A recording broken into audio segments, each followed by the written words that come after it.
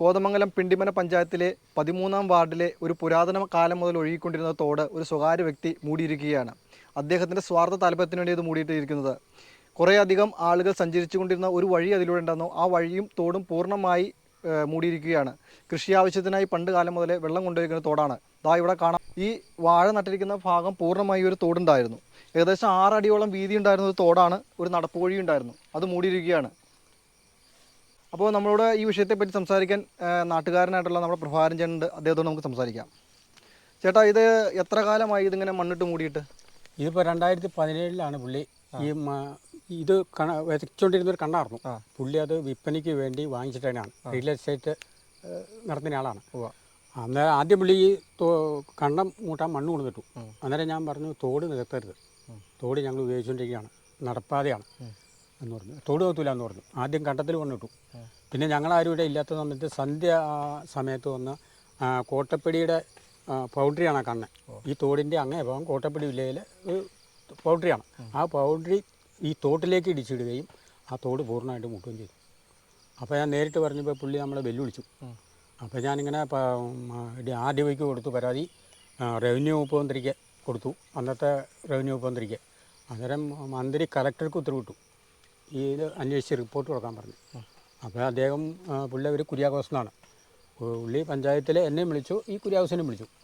പുള്ളി പറഞ്ഞു, ഞാൻ തോട് നികത്തിയിട്ടില്ല, തോട് ആർക്കും വേണമെങ്കിൽ ഉപയോഗിക്കാമെന്നും പറഞ്ഞ് അവിടെ എഴുതി കൊടുത്തേച്ച് പോയി.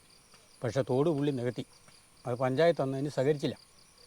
അപ്പോൾ ഇപ്പോൾ ഞങ്ങൾക്ക് നടപ്പാതെ ഇല്ലാതെയായി. ജലസ്രോതസ്സുകൾ അടഞ്ഞു. വേനൽക്കാലമാകുമ്പോൾ ഈ തോട് നികത്തി പറഞ്ഞ് ഞങ്ങളുടെ കിണറുകളൊക്കെ പറ്റിക്കൊണ്ടിരിക്കുക. അങ്ങനെ വന്നു കഴിഞ്ഞപ്പോൾ ഞാൻ വീണ്ടും കോട്ടപ്പടി പഞ്ചായത്തിൽ പരാതി കൊടുത്തു. അപ്പോൾ കോട്ടപ്പടി പഞ്ചായത്ത് നിന്ന് അത് അന്വേഷിച്ചു. അത് കഴിഞ്ഞ് പിണ്ടിവന പഞ്ചായത്ത് കൊടുക്കാൻ പറഞ്ഞു. കാരണം തോട് പിണ്ടിവനയുടെയാണ്. അങ്ങേ ബൗണ്ടറി ആ തിട്ട് കോട്ടപ്പടി വില്ലയിലാണ്. അപ്പോൾ അത് ഇടിച്ചും കൂടി ഇട്ടു. അപ്പോൾ അവർ പിണ്ടിവന കോട്ടപ്പടി പഞ്ചായത്തുകാരെ ഒന്ന് അന്വേഷിച്ചു. പിണ്ടിവനയ്ക്ക് കൊടുക്കാൻ പറഞ്ഞു. പിണ്ടിവനയും പരാതി കൊടുത്തിട്ടുണ്ട്. അപ്പോൾ ഈ പരാതിയുടെ എല്ലാം കോപ്പി ഞാൻ പഞ്ചായത്തിൽ സമർപ്പിച്ചിട്ടുണ്ട്. അപ്പോൾ ഇതുകൊണ്ട് തീരുമാനമായില്ലെങ്കിൽ ഞങ്ങൾ മുഖ്യമന്ത്രിയെ സമീപിക്കാനാണ് ആലോചിച്ചിരിക്കുന്നത്. അപ്പോൾ എന്നോട് പഞ്ചായത്ത് പ്രസിഡൻ്റെ വാർഡാണ് 13-ാം വാർഡ് പിണ്ടിവന. അപ്പോൾ പുള്ളി എൻ്റെ പറഞ്ഞു, ഞങ്ങളൊന്ന് അന്വേഷിച്ചിട്ട് മുഖ്യമന്ത്രിക്ക് കൊടുത്തായെന്ന് പറഞ്ഞു. അങ്ങനെ പറഞ്ഞു വെച്ചേക്കാണ്. ഇത്രയും വലിയ നിയമലംഘനങ്ങൾ നടന്നിട്ടും പഞ്ചായത്ത് എന്തുകൊണ്ടായിരിക്കും ഇതിൻ്റെ പിന്നിലൊരു തീരുമാനങ്ങൾ എടുക്കുക, നടപടി എടുക്കാണ്ട് പോയത്? മുൻ സർക്കാർ ഇങ്ങനെയുള്ള മാഫിയകൾക്ക് അനുകൂലമായിട്ട് നിൽക്കരുത്. പുള്ളി ആരെങ്കിലും എന്തെങ്കിലും പരാതി അന്വേഷിച്ച് തന്നാൽ അവർക്ക് കൈക്കൂലി കൊടുക്കും. കാരണം പുള്ളിക്ക് സ്ഥലം വിൽക്കാനുള്ള ഈ സ്ഥലം ഈ തിട്ടും തോടും നികത്തിയോട് കൂടി ഒരു 12 സെൻറ്റിൽ കൂടുതൽ സ്ഥലം പുള്ളിക്ക് ഇപ്പോൾ വിരിവായിട്ട് കിട്ടിയിട്ടുണ്ട്. റവന്യൂ ഭൂമിയാണത്. അത് ഞാൻ പറഞ്ഞത് ഞങ്ങൾ പറഞ്ഞേക്കണേ, ഈ തോട് പുനഃസ്ഥാപിക്കുകയും അതുപോലെ ഞങ്ങളുടെ വഴി അങ്ങേറ്റം ആ വഴി പൂർണ്ണമായിട്ട് ഇടിഞ്ഞു പോയിക്കൊണ്ടിരിക്കുകയാണ് ഈ തിട്ടിടിച്ചോടുകൂടി.